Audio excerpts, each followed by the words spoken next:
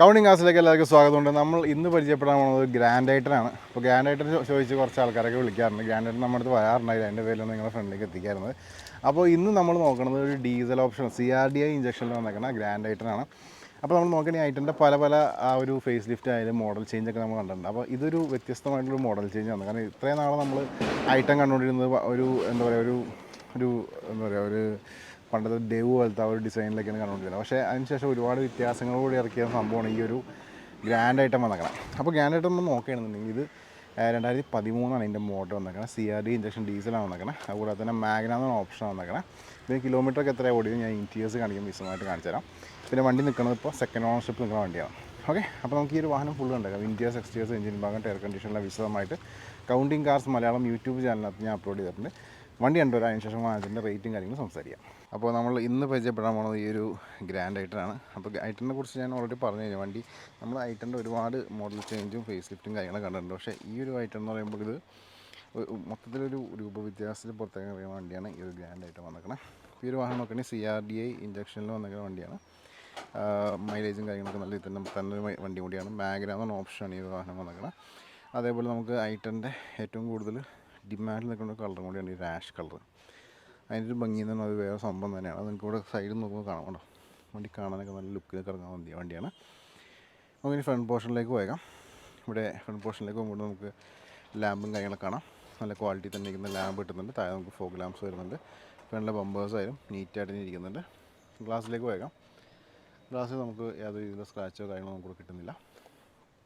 Side പോർഷനിലേക്ക് പോകാം. ഇവിടുത്തെ വീലാസിൻ്റെ air കണ്ടീഷനിലേക്ക് പോകാം.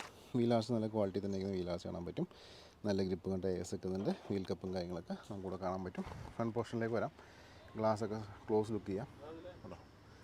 ചിന്നലോ കാര്യങ്ങളൊന്നും കിട്ടുന്നില്ല. ഫ്രണ്ട് പോർഷനിലേക്ക് വരാം. ഇവിടെ ബോണറ്റിലേക്ക് വരാം. ബോണറ്റായാലും നല്ല ക്ലീൻ ആയിട്ടിങ്ങനെ ബോണറ്റ് ഡൻറ്റോ പാച്ചോ കാര്യങ്ങളൊന്നും കിട്ടുന്നില്ല.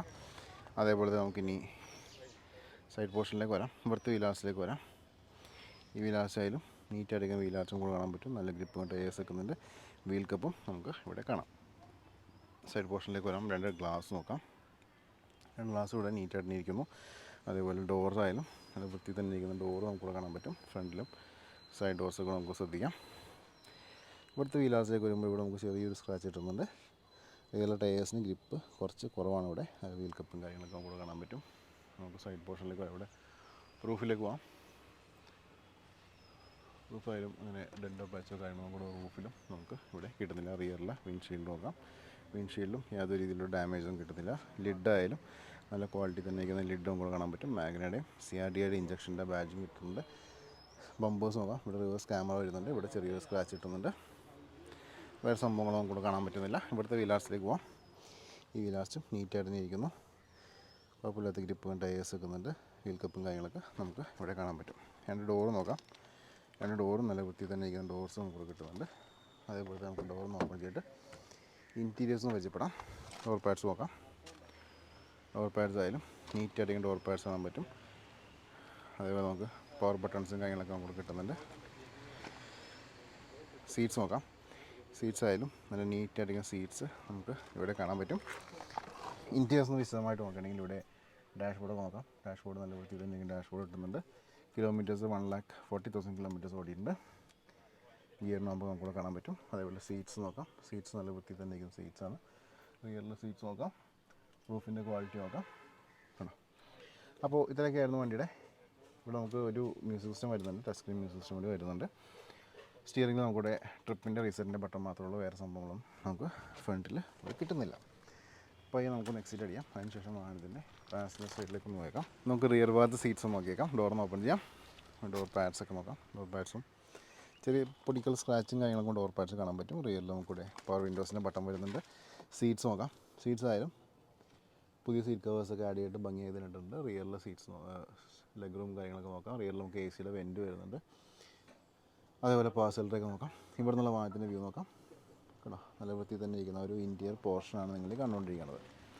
അപ്പോൾ ഇത്രയൊക്കെയാണ് വണ്ടിയുടെ ഇൻറ്റീരിയേഴ്സ് കാണിക്കാനുള്ളത്. ഇനി നമുക്ക് ഇതിൻ്റെ എഞ്ചിൻ റൂമിലേക്ക് നോക്കാം. എഞ്ചിൻ റൂമിൽ എന്താണ് അവസ്ഥ ചെക്ക് ചെയ്യാം. അപ്പോൾ നിങ്ങൾ ഈ കണ്ടുകൊണ്ടിരിക്കുകയാണ് ഈ ഒരു വാഹനത്തിൻ്റെ എഞ്ചിൻ റൂം. ഇപ്പോൾ ഡീസൽ എഞ്ചിനാണ്, ഞാൻ ഓൾറെഡി പറഞ്ഞു കഴിഞ്ഞു. പയ്യെ സ്ലോയിൽ ഞാൻ കാണിച്ചു തരാം. എന്തെങ്കിലുമൊക്കെ ഡാമേജോ കാര്യങ്ങളൊക്കെ ഉണ്ടെങ്കിൽ കൂടെ നോക്കാവുന്നതാണ് കേട്ടോ. അതേപോലെ തന്നെ എഡ്ജസൊക്കെ നോക്കാം. എഡ്ജസ് ആയാലും നല്ല വൃത്തി തന്നെ ഇരിക്കുന്ന ഒരു എഡ്ജസ് നമുക്ക് ഇവിടെ കിട്ടുന്നുണ്ട്. അതേപോലെ നമുക്കിവിടെ റൈറ്റ് സൈഡിൽ എഡ്ജസ് നോക്കാം. കേട്ടോ, ബാറ്ററിയൊക്കെ പവർഫുൾ ബാറ്ററിയാണ് വരുന്നത്. ലിഡിലേക്ക് പോയേക്കാം. ലിഡായാലും നല്ല ക്വാളിറ്റി തന്നെ ഇരിക്കുന്ന ഒരു ലിഡ് നമുക്ക് ഇവിടെ കിട്ടുന്നുണ്ട്. ഓക്കെ, അപ്പോൾ ഇത്രയൊക്കെയായിരുന്നു വണ്ടിയുടെ ആ ഒരു എഞ്ചിൻ റൂമിൽ നിന്ന് കാണിക്കാനുള്ളത്. പയ്യെ നമുക്കിനി വാഹനത്തിൻ്റെ ബൂട്ടിലേക്ക് നോക്കാം. ബൂട്ടിൽ എന്താണ് അവസ്ഥ ജസ്റ്റ് ചെക്ക് ചെയ്യാം. അപ്പോൾ നിങ്ങൾ ഈ കണ്ടുകൊണ്ടിരിക്കുകയാണ് വാഹനത്തിൻ്റെ ബൂട്ട് സ്പേസ്. ഇവിടെ നമുക്ക് പാസലിട്ട് കാണാൻ പറ്റും. പാസലിന് ചെറിയൊരു ബെൻഡും കൂടെ കിട്ടുന്നുണ്ട്. സ്പേസൊക്കെ നല്ല കുഴപ്പമില്ലാത്ത സ്പേസും കാര്യങ്ങളും നിൽക്കുന്നുണ്ട്. ചെറിയ രീതിയിലുള്ള പൊടി അഴുക്കും കാര്യങ്ങളും കാണാൻ പറ്റും. പ്ലാറ്റ്ഫോം നോക്കാം. സ്പെയർ വീലിന് ഗ്രിപ്പ് കുറവാണ്. സ്പെയർ വീൽ റൂമായാലും കുഴപ്പമില്ലാത്ത സ്പെയർ വീൽ റൂം കിട്ടുന്നുണ്ട്. അതേപോലെ എഡ്ജസ്റ്റിലേക്ക് പോയേക്കാം. എഡ്ജസ്റ്റിൽ എന്തെങ്കിലും രീതിയിലുള്ള ഡാമേജോ കാര്യങ്ങളൊക്കെ ഉണ്ടെങ്കിൽ നമുക്ക് ഇവിടെ സ്പോട്ട് ചെയ്യാവുന്നതാണ്. ഓക്കെ, അപ്പോൾ ഇതിലൊക്കെയായിരുന്നു വണ്ടിയുടെ ആ ഒരു ഇൻറ്റീരിയർ പോർഷനിൽ കാണിക്കാനുള്ളത്. ലിഡും കൂടി ഒന്ന് കാണിച്ചേക്കാം. ലിഡിൽ എന്തെങ്കിലും രീതിയിലുള്ള ഡാമേജോ കാര്യങ്ങളൊക്കെ ഉണ്ടെങ്കിൽ അതും നമുക്കിവിടെ സ്പോട്ട് ചെയ്യാവുന്നതാണ്. ഓക്കെ, അപ്പോൾ ഇതിലൊക്കെയാണ് വിശേഷങ്ങൾ. ഇനി നമുക്ക് വാഹനത്തിൻ്റെ റേറ്റും കാര്യങ്ങളും സംസാരിക്കാം.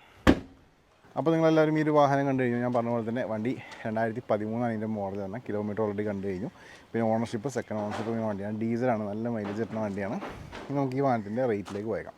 റേറ്റിലേക്ക് പോകണേക്കാകുമ്പോൾ എനിക്കൊരു ഇൻസ്റ്റാ പേജും ഫേസ്ബുക്ക് പേജും ഉണ്ട്. രണ്ടിൻ്റെ ലിങ്ക് ഞാൻ ഡിസ്ക്രിപ്ഷനിൽ കൊടുത്തിട്ടുണ്ട്. ക്ലിക്ക് ചെയ്തെന്ന് ഫോളോ ചെയ്തേക്കാം. വാഹന സംബന്ധമായുള്ള അപ്ഡേറ്റ്സ് ഡെയിലി നിങ്ങളിലേക്ക് വന്നുകൊണ്ടിരിക്കുകയാണ്.